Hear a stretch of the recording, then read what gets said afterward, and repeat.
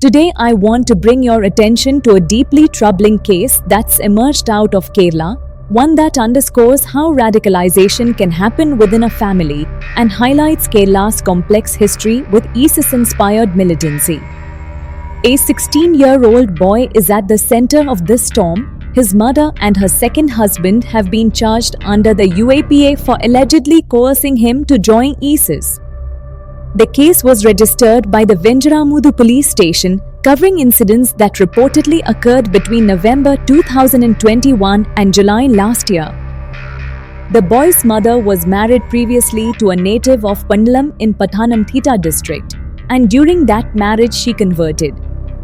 Later, she married again, and the couple moved to the United Kingdom in 2021. That's when the situation for her son became even more precarious. In the UK, the couple is accused of showing him propaganda videos, pressuring him to adopt the extremist ideology, and attempting to radicalize him. When they returned to Kerala, they admitted the boy to a religious school in Attingal. Over time, his behavior changed so noticeably that concerned people reached out to his maternal relatives, and when his relatives asked him what was happening, he courageously opened up.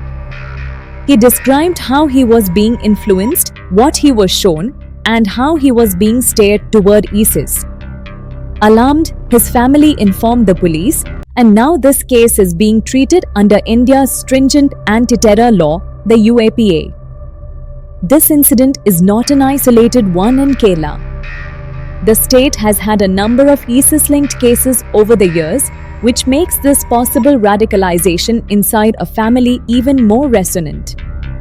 Back in 2016, the NIA arrested 6 youths from Kozhikode and Kannur districts, alleging they were part of an ISIS-inspired module. In 2017, the Kerala police revealed evidence that around 100 people from the state were suspected to have joined ISIS. One particularly notable case involved Abdul Rashid Abdullah from Kasaragod, accused of recruiting youths and families to leave India to join ISIS in Afghanistan. Then there was the case of Riaz Abubakar, a Palakkad native. He was arrested in 2019, and the NIA's investigation reveals that he had been influenced by extremist content, including speeches by Zahra Hashim linked to the Sri Lanka Easter bombings. He was charged under UAPA for conspiring to carry out terror attacks. More recently, 2 accused from Thrissur, Ashif and T.S. Shiaz, allegedly formed and ran an ISIS module in Kerala, recruiting young people. Even Said Nabil Ahmed, who is said to have returned from Qatar after being radicalized, has been accused of leading an ISIS cell in Kerala, spreading propaganda, recruiting youth, and raising funds. There was also Subhani Haja Moideen, originally from Thodupuzha, who reportedly travelled to Mosul, underwent arms training, and fought for ISIS. He was convicted under UAPA.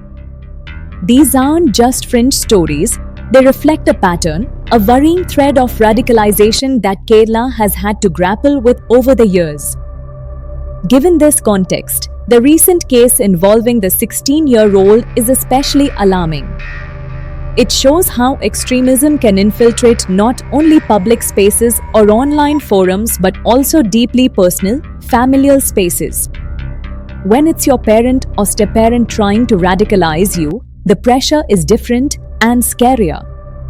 The fact that this boy spoke up, that his relatives believed him, and that they alerted the police is hugely important. What this case also highlights is the vital role of awareness and vigilance in communities. It's not enough to just crack down on public propaganda. Families, schools, and communities must be alert to changes in behavior, especially in vulnerable youths. Sometimes the quiet shift in attitude, in how someone talks or interacts, is a warning sign. And when people around them notice and act, it can become the turning point. Legally, the case being registered under UAPA also reminds us why these laws exist. Forces like ISIS don't just recruit from remote areas or foreign battlefields, they may try to radicalize young people right here in India. Strong legal tools are needed to investigate, prosecute, and prevent such recruitment. But equally important are support systems, counseling, safe spaces, and education are essential to protect youth from being drawn into extremist ideologies. At the same time, we must remember that not every link to extremism is straightforward.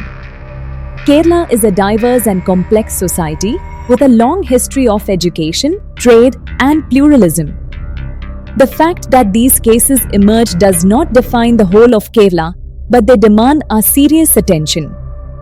Only by being honest about the threat and by creating resilient communities can we hope to counter radicalization.